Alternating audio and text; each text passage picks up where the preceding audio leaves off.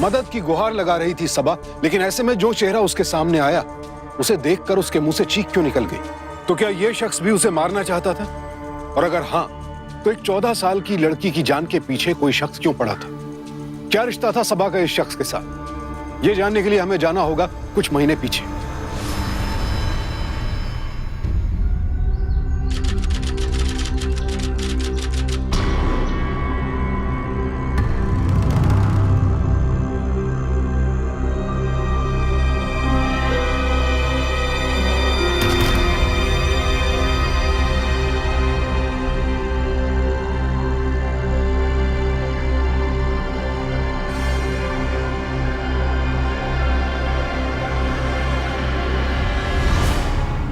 ये लो, हमने खुदा से कहा था कि किसी फरिश्ते से मिला दे, और हमारे सामने हमारा नन्हा फरिश्ता हाजिर है। और ये फरिश्ता कुछ बोलता क्यों नहीं? नाराज है क्या?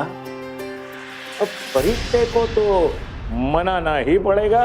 ये बात क्या है, कुछ तो बोलिए। अरे नन्हे फरिश्ते हमारे, अब गुदगुदू बैठे हो। अरे एक मिनट, अब क्या बात हो गई? अरे कुछ तो बात कीजिए हमारे साथ। भाई फरिश्ता कहाँ है? तुम लोग ना हमेशा मस्ती सोचती है। तो तुम क्यों पीछे रह जाती हो? भाई तुम भी आ जाओ हमारे साथ मस्ती करने। बस यही बाकी है। ये चाय। By the way madam, school कौन जाएगा? वो हम सोच रहे थे कि हम आज आप दोनों के साथ दावत में आ सकते हैं। No no no no, you can't afford to miss the school. तुम्हें स्कूल जाना पड़ेगा। राइट। अब प्लीज प्लीज, अब please please please. Okay okay okay my dear, okay. भाई आप इतना क्यूटली प्लीज प्लीज करते हो ना कि मैं मना नहीं कर सकता। आप दोनों ना मुझे पागल कर दोगे। सईद का फोन है। जैसे इतने सुबह सुबह? अब बात तो कर लीजिए ना, नहीं तो बार बार फोन करता रहेगा। ठीक है। सबा, तुम जाके रेडी हो जाओ। ओके। भाईजान क्या सोचा आपने? देखो सईद, इस तरह बार बार फोन करने से हम अपना इरादा बदलने से रहे। अब हम तुम्हें एक पैसा नहीं देने वाले। आखिर कब तक इस तरह हम तुम्हारा घर चलाएंगे?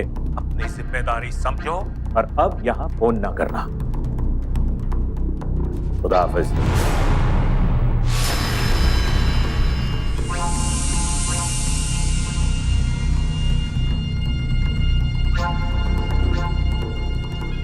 अरे सबा बेटा, सबा, अपने अम्मी को बोलो हमें दवा दे। दादी आज हम आपको दवा देते हैं। वो सैयद चाचू का कॉल आया था तो अम्मी उधर बिजी है। अरे ये सईद भी ना मेरी कोख को शर्मसार कर रखा है इसने।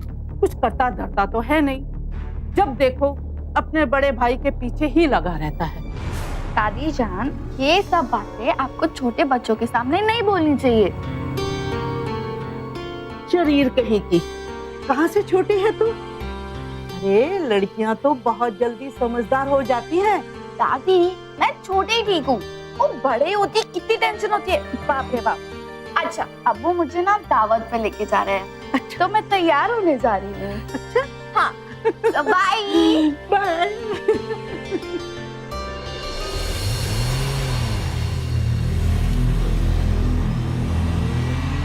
या अल्लाह, कितना लंबा रास्ता है और इस ड्राइवर को आधी छुट्टी लेनी थी। कोई बात नहीं, अरे कोई जरूरी काम आ गया होगा उसे। ऐसे भी वो बेचारा कहाँ बार बार छुट्टियां लेता है। चलो इसी बहाने हमारी खुद की गाड़ी चलाने का लुत्फ मैं उठा लेता हूँ। अरे रुकिए रुकिए रुकिए, लगता है किसी का एक्सीडेंट हुआ है। आप दोनों गाड़ी में ही बैठे रहो, मैं जाकर देखता हूँ। अब वो संभाल के।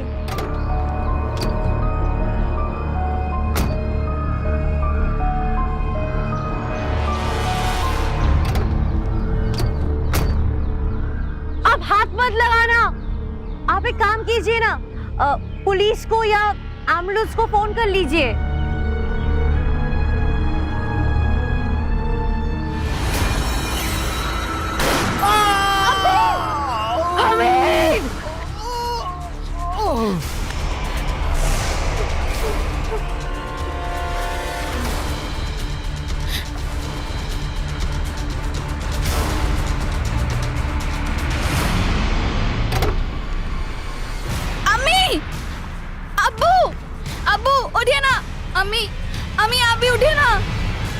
अबू प्लीज उठिए ना। हमीद दावत से लौट रहा था, पूरा परिवार खुश था। उन्हें रास्ते में एक आदमी बेहोशी की हालत में मिला और तभी अचानक उस शख्स ने उठकर उन पर गोलियां बरसानी शुरू कर दी। ये कोई साधारण लूट का मामला नहीं था। जिस तरह से हमला किया गया उससे साफ था कि यह प्री प्लान था और हमलावर के निशाने पर हमीद के साथ साथ उसका पूरा परिवार था। एक ही पल में एक हंसता खेलता परिवार उजड़ गया। करण से उसके शौहर का साथ छूटा, सबा के सर से उसके पिता का साया उठ गया। अब मासूम सबा के जहन में बस यही सवाल था कि आखिर किसकी उसके पिता से ऐसी दुश्मनी थी, किसने उनकी हत्या की और क्यों, किसने उनकी दुनिया उजाड़ दी। देखिए मिसेस खान, मैं आपकी हालत को अच्छी तरह से समझ सकता हूँ, लेकिन बयान तो आपको देना ही चाहिए, तभी जाकर हम आपके शौहर के कातिल को पकड़ पाएंगे। क्या आप बता सकती हो शख्स का हुलिया वगैरह कैसा था? कुछ नहीं देखा। उसने चेहरे पे मास्क पहना हुआ था, जिसकी वजह से उसका चेहरा क्लियरली नहीं दिख रहा था।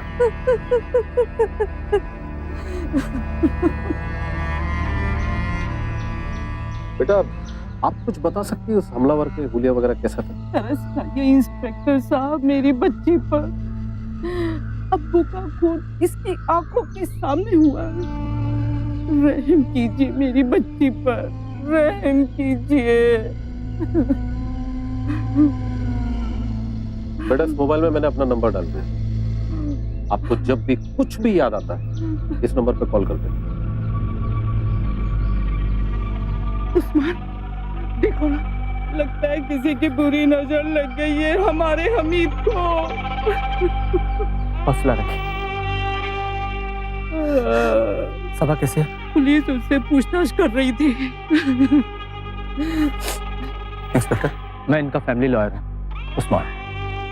देखिए, अभी आप बच्ची से कुछ पूछिएगा नहीं, सदमे में है वो। जब उसकी तबीयत थोड़ी ठीक हो जाएगी, बताने की हालत में होगी, हम आपको इत्तला कर देंगे।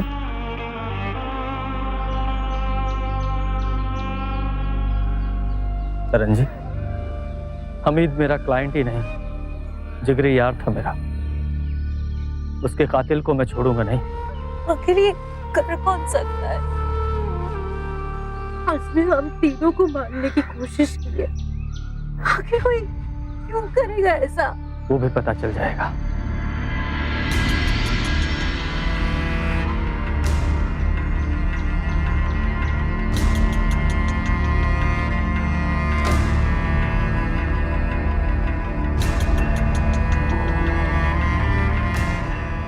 बात क्या है, कुछ तो बोलिए। अरे नन्हे फरिश्ते हमारे, अब गुदगुदू बैठे हो। अरे एक मिनट, अब क्या बात हो गई? अरे कुछ तो बात कीजिए हमारे।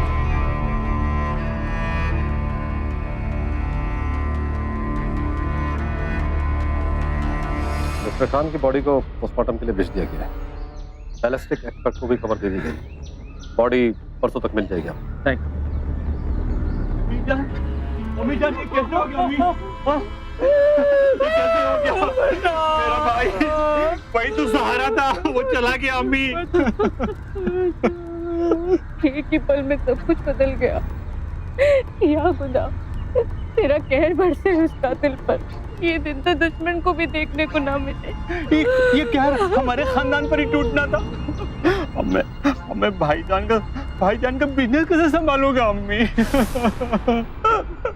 सईद मियाँ, ये वक्त ऐसी बातें करने का नहीं है। अभी तो कफन दफन भी नहीं हुआ है। और आप कम से कम पुलिस कार्रवाई तो पूरी होने दीजिए, उसके बाद ही मैं वसीयत सामने ला पाऊंगा।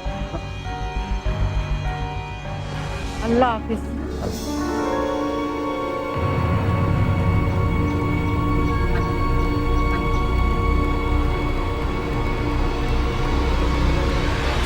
सबसे पहले मुझे वसीयत ढूंढना है। मैं उस वकील के वसीयत पढ़ने का इंतजार नहीं कर सकता। मुझे देखना है कि भाई साहब ने मेरे लिए क्या छोड़ दिया है। ये ढूंढो, कोई आ जाएगा। उसी प्रॉपर्टी के अगेंस्ट में मैं मार्केट से पैसा उठाऊंगा और कर्जदारों का कर्ज चुका दूंगा।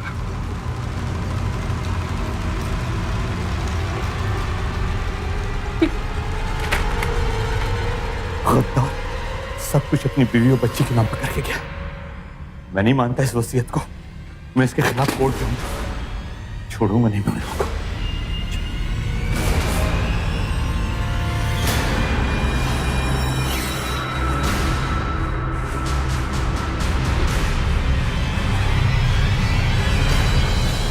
मिस्टर त्यागी, जैसा कि आप जानते हैं कि कातिल ने पूरे परिवार को मारने की कोशिश की और उसका मकसद अभी तक पूरा नहीं हुआ है, इसलिए वो दोबारा हमला करेगा। इसलिए हमें पुलिस प्रोटेक्शन की जरूरत पड़ेगी। हमें पता है हमारे अब्बू को किसने मारा है। मिस्टर सईद खान ने, मेरे चाचू ने मारा है मेरे अब्बू को। यही है, इन्होंने ही मारा है। इनको प्लीज अरेस्ट कीजिए। बेटी सबा, ये तुम क्या कह रही हो? मैं ऐसा क्यों करूंगा? भाईजान कितने अजीज थे मेरे लिए, मैं उन्हें क्यों मारूंगा? इन्होंने ही मारा है। सबा रिलैक्स बच्चे, ये तेरे चाचू हैं। आप समझ क्यों नहीं रहे हैं? इन्होंने ही मारा है अब्बू को। Calm down please. हम तुम्हारे अब्बू के कातिल को छोड़ेंगे नहीं। तो पकड़ लो, ये सामने ही खड़े हैं। इन्होंने ही मारा है, आप लोग समझिए ना प्लीज। अभी अब्बू के स्टडी रूम में थे और बिल देख रहे थे।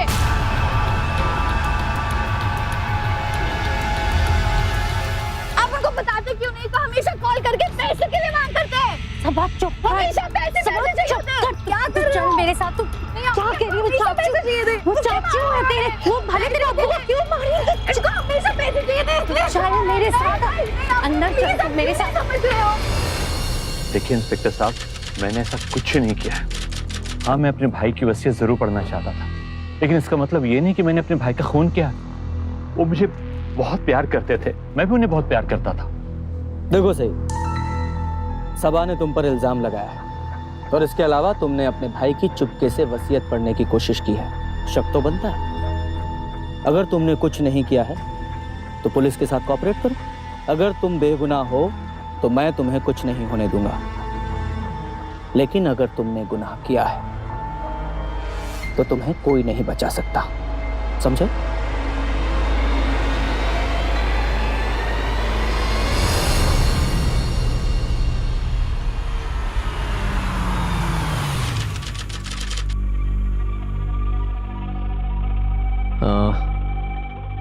पुलिस ने सईद से पूछताछ की है। उसने कुछ नहीं किया, बेकसूर है वो। पता नहीं सबा को ही क्यों ऐसा लगता है। क्या है कि सबा को अपने अब्बू की मौत का गहरा सदमा लगा है।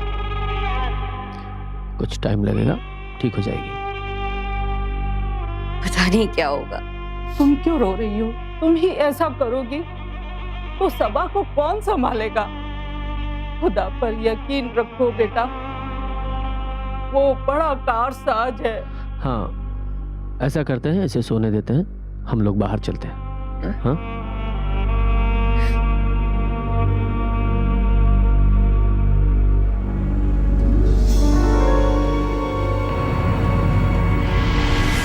मुझे खबर लगी मैडम, सुन के बहुत तकलीफ हुआ। मैं अपने आप को कभी माफ नहीं कर पाऊंगा। क्यों छुट्टी लिया मैंने उस दिन? शायद मैं उस दिन आया होता, ये हादसा न हुआ होता। क्यों मेरा बच्चा उसी दिन बीमार पड़ा?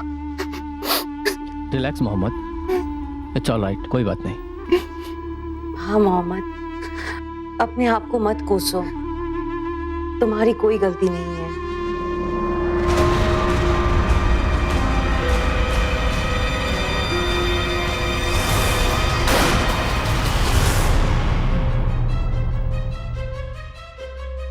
तुमने ये सब किया ना?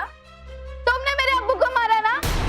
सबा, सबा ये क्या बदतमीजी है? मम्मी, इसी ने मारा अब्बू को। इसका शर्ट का कलर तो देखिए, ये सेम कलर है जो कातिल ने पहना था, और इसकी हाइट देखिए, सेम टू सेम है। और उस दिन छुट्टी भी मारी थी ना? तुमने अब्बू को मारा ना? बोलो।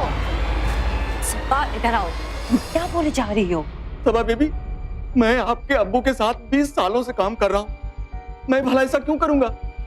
साहब तो मुझे बहुत पसंद करते थे, वो तो मेरे लिए फरिश्ते थे, फरिश्ते। झूठ मत बोलो, उस दिन आपने छुट्टी भी मारी थी। आपने खून किया मेरे अब्बू का। सबा रिलैक्स प्लीज, ऐसे हर किसी पर इल्जाम नहीं लगाते। उस दिन तुम अपने सईद अंकल पर इल्जाम लगाया, आज मोहम्मद पर। What is it? क्या हो रहा है? सब पागल हो गए? माफी मांग लो, चलो। नहीं, सबा चलो मेरे साथ। आप समझ क्यों नहीं रहे हो? अंदर चलो, मेरे अब्बू को अंदर चलो मेरे साथ। इसी ने मारा। सबा अंदर चलो तुम मेरे साथ। उसी ने कातिल चलो है। मेरे साथ। प्लीज, क्या उसी बोले ने जा रही मारा हो? है। तुम्हारा दिमाग तो ठीक है ना? क्या बोले जा रही हो तुम? अम्मी, उसी ने मारा है। सबा ये क्या पागलपन है? पागल नहीं हूँ अंकल, मैं पागल नहीं हूँ। उसी ने खून किया मेरे अब्बू का। उसका शर्ट सेम है, उसकी हाइट भी मिलती है कातिल से। Stop it please. What is it? हम जानते हैं बेटा, तुम अपने अब्बू के कातिल को पकड़वाना चाहती हो, लेकिन अगर तुम बार बार ऐसे करोगी तो तुम्हारी अम्मी को कितनी शर्मिंदगी होगी। अब नहीं चाहते कि मेरे अब्बू का कातिल पकड़ा जाए। Just go, just go, चले जाइए यहाँ से। Just चले जाओ। I'm sorry. I'm really. It's okay. आप चले जाइए। इसकी दिमागी हालत ठीक नहीं है। मैं इंस्पेक्टर को बोलता हूँ कि वो अपने आदमी मोहम्मद के पीछे लगाए। आपको हमारी वजह से इतनी सारी प्रॉब्लम्स उठानी पड़ रही है। I'm really sorry. It's all right, कोई बात नहीं। हमीद मेरा इतना जिगरी दोस्त था, उसके लिए कम से कम मुझे इतना तो करना ही चाहिए।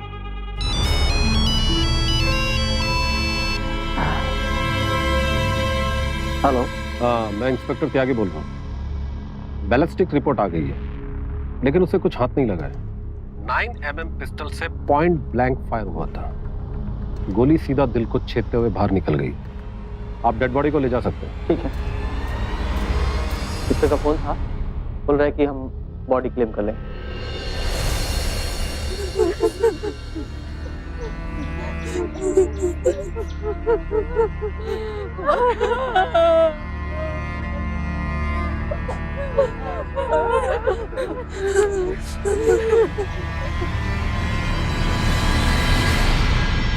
अब्बू, आपको बहुत मिस कर रही हूँ। हमें आपकी बहुत याद आ रही है। आपकी शहजादी के साथ कौन खेलेगा? मैं दावत में जाने की जिद नहीं करती तो ये सब नहीं होता। ये सब मेरी गलती है। सॉरी अब्बू, सॉरी।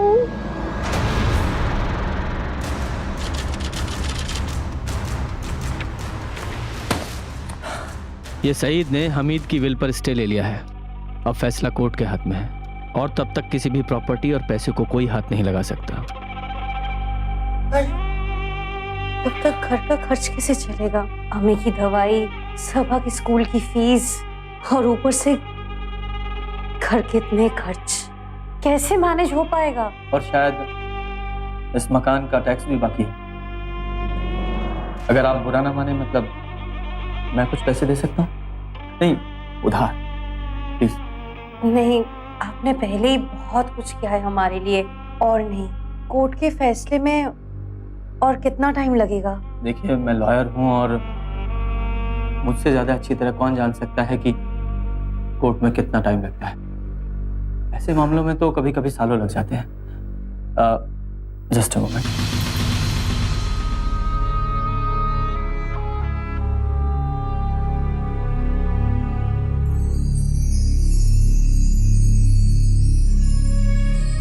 लीजिए, एंड डोंट बी फॉर्मल। ये 5 लाख रुपए का चेक है, कम से कम घर का खर्च तो चलेगा। लीजिए, और किसी भी चीज की जरूरत हो तो मुझे बताइए। लीजिए। उठिए यहाँ से, ये मेरी अब्बू की जगह है। उठिए। सबा, मेरी अब्बू की जगह और कोई नहीं ले सकता और आप इधर नहीं बैठ सकते। Stop it Saba, what is this? तुम इतनी बड़ी हो गई हो, शर्म आनी चाहिए तुम्हें ऐसी बातें करते हुए। और इस हालत में अपनी अम्मी की मदद करने के बजाय तुम ये सब कर रही हो। ये मेरी अब्बू की चेयर और आप इधर नहीं बैठ सकते और मेरी अब्बू की जगह और कोई नहीं ले सकता। सबा, जिसके कंधों पर पूरे परिवार की जिम्मेदारी हो, उसकी मौत केवल उसे ही नहीं, पूरे परिवार को मार डालती है। आय का साधन खत्म हो जाता है, परिवार की सुरक्षा का कवच टूट जाता है, खुशियां गम में तब्दील हो जाती हैं। और ऐसे में परिवार को बिखरते देर नहीं लगती। लेकिन ऐसे में इस परिवार को सहारा दिया उस्मान ने। अपने क्लाइंट और दोस्त हमीद के जाने के बाद उस्मान उसके परिवार का सहारा बन गया। उसने सबको संभाला, लेकिन अपने अब्बू से बेहद प्यार करने वाली सबा इस सदमे से बाहर ही नहीं आ पा रही थी। उधर सईद ने वसीयत के खिलाफ केस दायर कर दिया था, लिहाजा परिवार की माली हालत बिगड़ने लगी। लेकिन उस्मान हर हाल में सबकी मदद करने की कोशिश करता रहा। तुमने हमारे लिए अपनों से भी बढ़कर किया है। सैयद को ही देख लो, सगा भाई है, मगर वो आंसू पोंछने के बजाय रुला रहा है सबको। हमें इस निकाह से कोई एतराज नहीं है। और फिर करण की उम्र भी पहाड़ सी पड़ी है और हमारा भी क्या भरोसा, फिर उसे किसी के सहारे की जरूरत तो होगी ना। करण, तुझे इस निकाह से इनकार तो नहीं बेटा?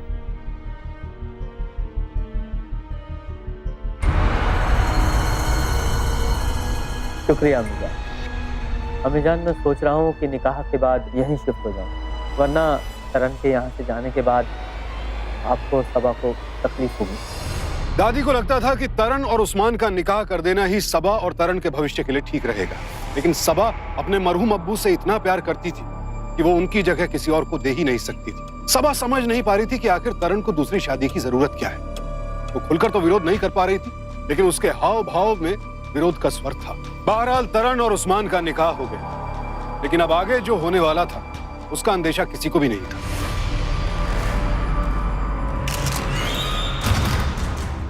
ये हमारे अब्बू का कमरा है और इधर और कोई नहीं आ सकता, और मुझे ये निकाह मंजूर नहीं। मुझे निकाह मंजूर नहीं है, नहीं है मंजूर।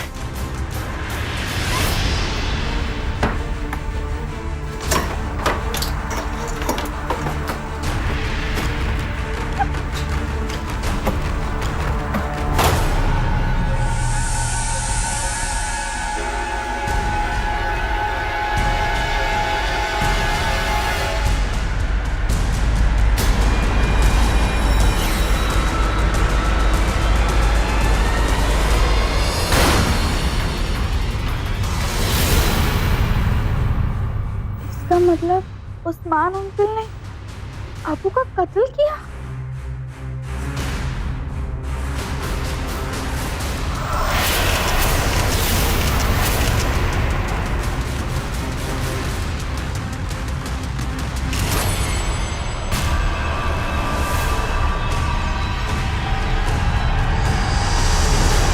सदा खुश रहो।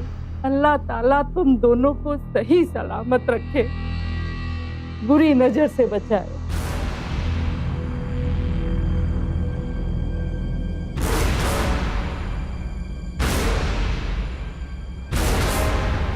पर इनके हाथ में तो कोई रिंग नहीं है अभी।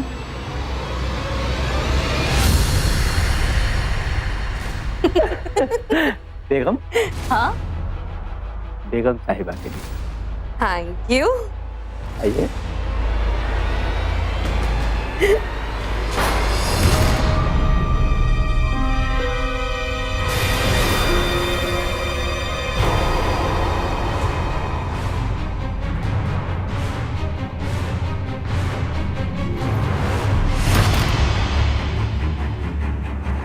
ये क्या तुमने?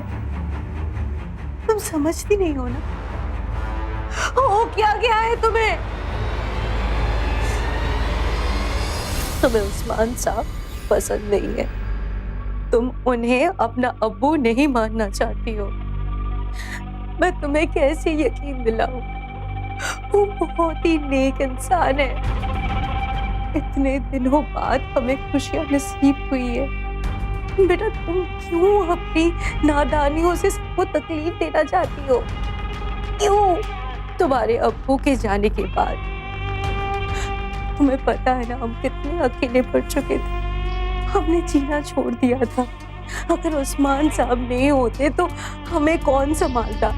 तुम्हें तो पता है ना कि उन्होंने हमारे लिए कितना कुछ किया है। क्या तुम नहीं चाहती कि हमारा परिवार फिर से खुश है? अब प्लीज मत रोइए। आई एम सॉरी, मैं अभी ऐसा कुछ नहीं करूंगी। आई एम सॉरी, सॉरी अम्मी।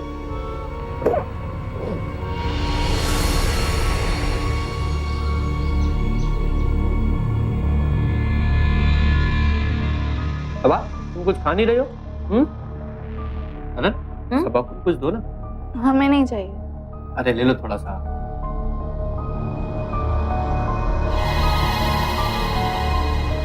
सबा, सब ठीक है ना बेटा?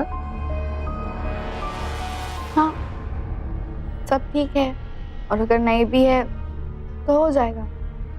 आप ब्रेकफास्ट लीजिए ना अंकल। सबा बेटा, अंकल नहीं, अब्बू बोलो। अरे अभी आदत नहीं है ना, धीरे धीरे हो जाएगी, है ना? सबा को पूरा यकीन था कि उस्मान ने ही उसके पिता का कत्ल किया, लेकिन उसके पास इस बात का कोई पुख्ता सबूत नहीं था। वो समझ नहीं पा रही थी कि अपनी अम्मी को ये बात कैसे बताएगी, क्योंकि उसका शक पहले ही 2 दफा गलत साबित हो चुका था। ऐसे में अब वो क्या करे? चुप रहे, ये बात किसी और से कहे, या पुलिस को फोन करे? ये तमाम सवालात उसके जहन में घूम रहे थे। और उसने जो रास्ता चुना उससे बात और बिगड़ गई।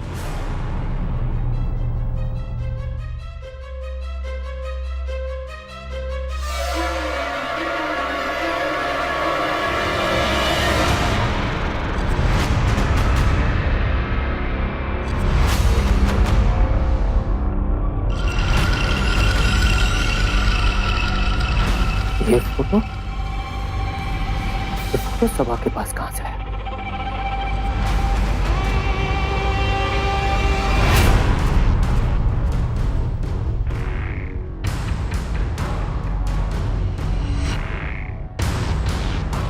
दादी जान, हमें पूरा यकीन है कि उस्मान अंकल ने ही अब्बू का खून किया है। ये तू क्या कह रही है? हम सच कह रहे हैं दादी जान। तू ऐसा मत कह। क्यों किसी बेगुनाह को दोष देकर सबकी जिंदगी में तूफान लाना चाहती है तू? दादी जान, हमारे पास सबूत है। वो कातिल है ना, उसके हाथ में एक खास अंगूठी थी। वही अंगूठी मैंने उस्मान अंकल की एक पिक्चर में भी देखी थी। या अल्लाह, आस्तीन का सांप निकला वो।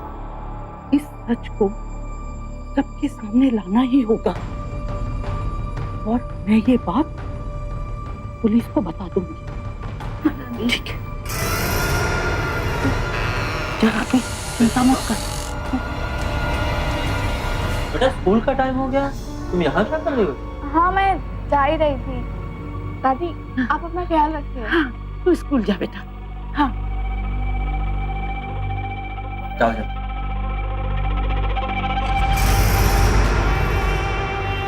मम्मी जान, ये सबा आपसे क्या कह रही थी? सबा कुछ नहीं कह रही थी। वो तो मेरी तबीयत के बारे में पूछ रही थी बस। हाँ।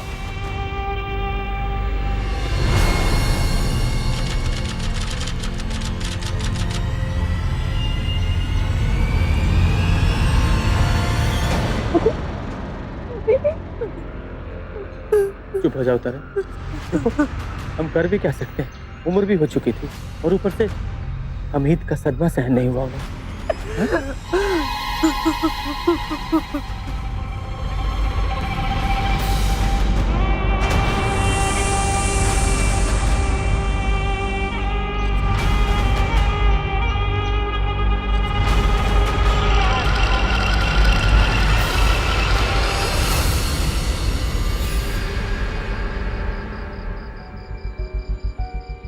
सबा, कम से कम जूस तो पी ले।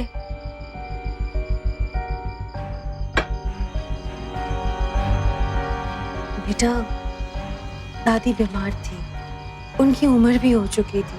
उन्हें अचानक से हार्ट अटैक आया और आप नहीं समझ रही हो अम्मी, दादी को हार्ट अटैक नहीं हुआ था, उनका कत्ल हुआ था। उन्होंने उन्हें मार डाला। उसने? किसने? उस्मान ने। स्कूल जाने से पहले मैंने दादी को सारी बात बताई थी। मैं वापस आई, दादी मर चुकी थी। सबा, मुझे लगता है तुझे फिर से दौरा पड़ा है।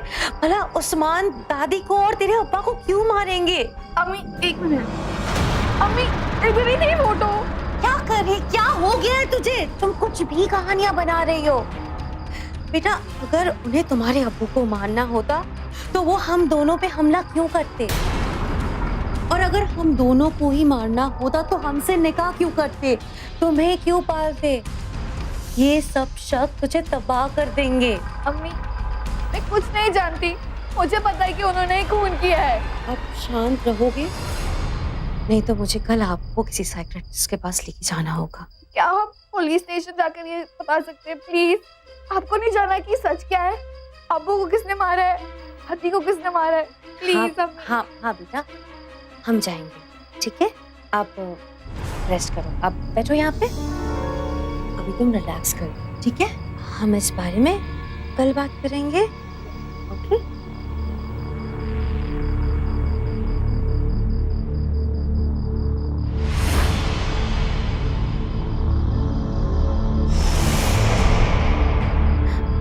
ये क्या हो गया? एक फोटो था, ये हाथ से चला गया।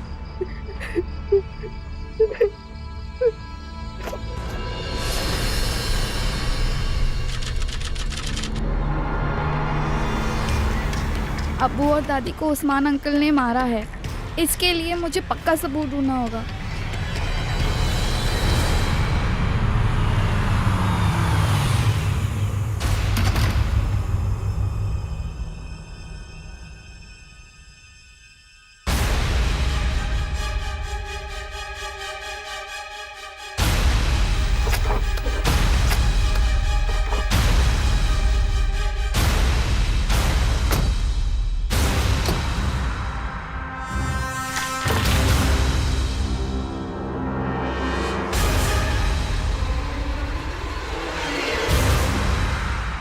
सब ले लिया? हाँ लिखा।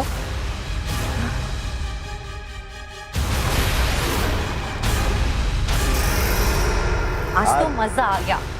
मैं फुल ऑन दिल खोल के शॉपिंग वो की। जो मैंने मेरा सूट पसंद किया था ना तुम्हारा, हाँ। वो बहुत सुंदर कलर तुमसे लगेगा।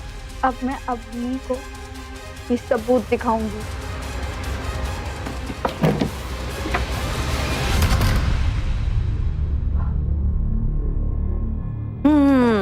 हो गया। लो, हो गई आपकी शॉपिंग? मैं जरा शावर लेकर। ओके। अम्मी, हमें आपको कुछ दिखाना है। हमारे साथ चलिए ना। चलिए। ओके। अम्मी, ये देखिए।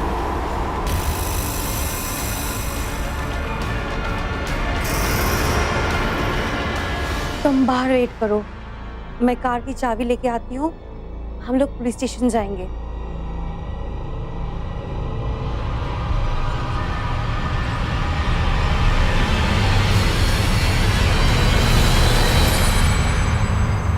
अम्मी, पुलिस स्टेशन का रास्ता तो दूसरी तरफ है ना? ये हम कहाँ जा रहे हैं? मुझे पता है, मैं तुम्हें कहीं और लेके जा रही हूँ, जहाँ पे तुम्हें तुम्हारे हर सवाल के जवाब मिल जाएंगे। अम्मी, ये तो वही जगह है ना जहाँ उस्मान अंकल ने अब्बू को। अम्मी, हमें ये जगह बिल्कुल पसंद नहीं है। प्लीज आप कहीं और चलिए ना। अम्मी, हम इधर क्यों आए हैं? मुझे तुम्हें कुछ दिखाना है। अम्मी लेकिन अम्मी प्लीज जल्दी आइए ना, मुझे इधर बहुत डर लग रहा है। मैं अब भी आती हूँ। अम्मी प्लीज जल्दी आइए।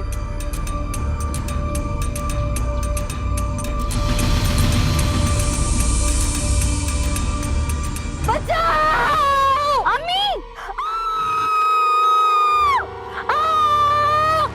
अम्मी! अम्मी! सबा! अम्मी! अम्मी!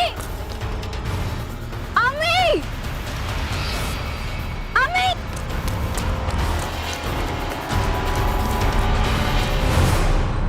हेलो। हाँ बोलो। तुमने जैसा कहा था बिल्कुल वैसा ही कर दिया है मैंने। गुड। बाकी का काम मेरे आदमी संभाल लेंगे, यू डोंट वरी। मैं भी आता हूँ वहाँ।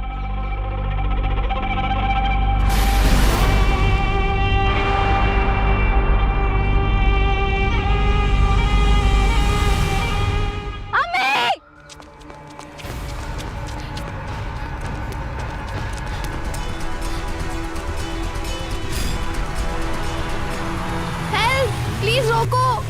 Help, please help. Come in. आप नहीं, आओ। नहीं।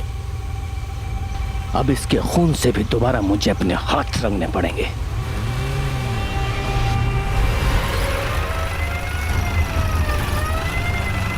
उस्मान खान, बाहर निकल। होशियारी नहीं। क्या किया मैंने? ये लड़की पागल हो गई है? बेटी है मेरी, उसे ही ढूंढ रहा था मैं। झूठ नहीं, वो देख।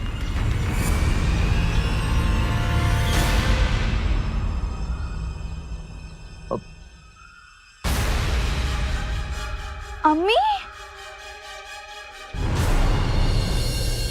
आप समझ नहीं रहे इंस्पेक्टर, आप कुछ साबित नहीं कर सकते। वो जो दो बदमाश है ना, तो नहीं पहचानता, उनके बयान से भी कुछ साबित नहीं होगा।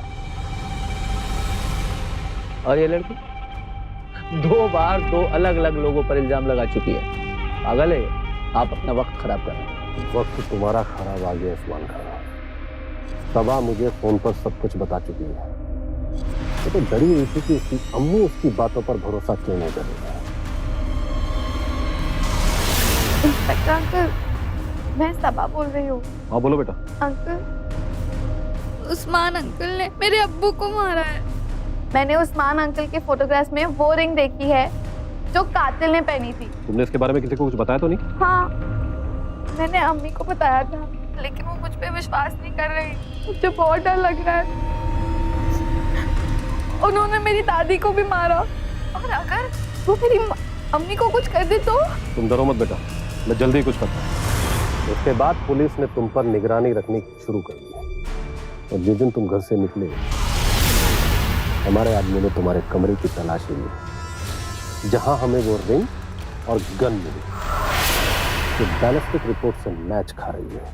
इन तमाम तहकीकात के दौरान हमसे सिर्फ एक गलती हो गई, जो हम इन पर मिसेस उस्मान खान पर शक नहीं कर पाए, नजर नहीं रख पाए। कैसे शक करते? एक बीवी, एक माँ अपने ही शौहर के कत्ल की प्लानिंग में शामिल हो सकती है। तुमने अपने शौहर का कत्ल किया है और अब अपनी बेटी को मारने की कोशिश की। इससे पहले कि मैं तुम लोगों से सख्ती से पेश आऊं, तोते की तरह मुंह खोल दो अपना। किया है, सब कुछ मेरी प्लानिंग है, सब कुछ मैंने ही किया है, क्योंकि मैं उस्मान से प्यार करती हूँ। हाँ, प्यार करती हूँ मैं उस्मान से। काफी साल पहले मैं उस्मान से मिली, जब ये हमीद के लॉयर बन के आए थे। धीरे धीरे हमारे बीच प्यार हो गया, हमारा अफेयर अच्छा चल रहा था। धीरे धीरे उस्मान की फाइनेंशियल कंडीशन खराब होने लगी, उसे पैसों की सख्त जरूरत थी और हमीद के पास पैसों की कमी नहीं थी। और उसके मरने के बाद तो सारे पैसे मेरे ही होने थे, इसलिए हम दोनों ने प्लान बनाया हमीद को मारने का। और कत्ल वाले दिन हमारा ड्राइवर छुट्टी पे था, हम लोग दावत पे जाने वाले थे, वो भी अकेले। इसीलिए मैंने मौके का सही फायदा उठाया और उस्मान को कॉल किया। बोलो करण डालो, कैसे याद किया? वक्त आ गया है उस्मान, हमारे प्लान को अंजाम देने का। फरमाइए उस्मान मियां, उसके बाद क्या हुआ? पिछले कुछ सालों से मेरी माली हालत बहुत खराब थी। मेरे पास यही एक सुनहरा मौका था, बहुत सारा पैसा और अपनी माशूक को पाने का। मैंने चेहरे पर नकाब पहन लिया। मुझे पता था हमीद एक शरीफ आदमी है, किसी को भी यूं सड़क पर पड़ा देखेगा तो मदद के लिए आएगा, और वैसा ही हुआ। पहले मैंने हमीद को मारा, फिर करण पर गोली चलाई जिससे उस पर कोई शक नहीं। फिर इसकी किस्मत वो बच गई और मेरी बदकिस्मती कि इसने मेरी रिंग देख ली, और उसके बाद मैं इसे नहीं मार पाया क्योंकि शक तो मुझ पर ही जाता। वैसे भी मुझे इसे मारने की जरूरत नहीं थी, क्योंकि निकाह के बाद सारा पैसा और तरन मेरे ही हो जाने वाले थे। लेकिन एक दिन इसने मेरी पुरानी फोटोग्राफ जिसमें मैंने वो रिंग पहनी थी देख ली और यही बात दादी को बता दी। मैंने दादी से पूछा कि सबा ने तुम्हें क्या बताया? कुछ नहीं बोली, शायद पुलिस को बताना चाहती थी। मेरे पास कोई रास्ता नहीं बचा था। मुझे लगा ये डर जाएगी, लेकिन नहीं। मुझे लगा किसी को नहीं बताएगी, लेकिन नहीं। फिर मुझे इसे रास्ते से हटाने के अलावा कुछ नहीं सोचा। अब यही रास्ता तुम दोनों को सीधा जेल ले जाएगा। अम्मी, दादी जान हमेशा कहती थी कि कयामत के दिन जब खुदा के हुजूर सबके सामने पेश आएंगे तो सब आपके माँ के नाम से पुकारे जाएंगे। माँ का नाम तो सबसे पाक होता है ना, लेकिन मेरी इल्तिजा है कि मैं अपनी माँ के नाम से नहीं, अपने अब्बू के नाम से पुकारी जाऊं, क्योंकि आपका नाम लेकर तो फरिश्ते भी शर्मिंदा हो जाएंगे। आपने मेरे साथ ऐसा क्यों किया? क्यों किया? तरण के अपराध ने सीधे सीधे परिवार, प्रेम और रिश्तों की नींव पर चोट की। उसने अपने पति को तो मारा ही, अपनी बेटी की जान लेने की भी कोशिश की। एक माँ अपने बच्चों की सुरक्षा करने वाली सबसे मजबूत ढाल होती है। अपने जीते जी कोई भी मां अपने बच्चों का बाल भी बांका नहीं होने देगी, लेकिन तरण तो ढाल की जगह वो हथियार बन गई जिसे खुद अपनी कोख उजाड़ने में कोई हिचक नहीं थी। लेकिन सबा के साहस और उसकी समझदारी की वजह से उस्मान और तरण नाकाम रहे। अपने पिता की मौत के गम में डूबी सबा ने बेहद दिलेरी का परिचय दिया। ये जानते हुए भी कि कोई उसकी बात पर विश्वास नहीं करेगा, उसने बिना डरे पूरा सच पुलिस तक पहुंचाया। उस्मान को हमीद और उसकी मां की हत्या का दोषी पाया गया और उसे आईपीसी के सेक्शन 302 के तहत उम्र कैद की सजा सुनाई गई। तरण को भी इस पूरे मामले में सह अभियुक्त पाया गया और आज वो भी जेल में अपने किए की सजा भुगत रही है। लेकिन सबसे बड़ी सजा मिली सबा को, जिसके सामने उसका पूरा जीवन पड़ा है और अब उसे ये जीवन माँ बाप के साए के बगैर काटना है। इंसान का लालच और हवस उसका अपना जीवन तो तबाह करते ही है, लेकिन सबसे बड़े शिकार होते हैं बेकसूर बच्चे। इसीलिए बेहद जरूरी है कि अपने मन में छिपे इन राक्षसों से सावधान रहें, सतर्क रहें। इसी उम्मीद के साथ अब मैं सुशांत सिंह आपसे विदा लेता हूं। फिर मुलाकात होगी ऐसी एक और सत्य घटना के साथ। देखते रहें सावधान इंडिया, इंडिया फाइट्स। तो सावधान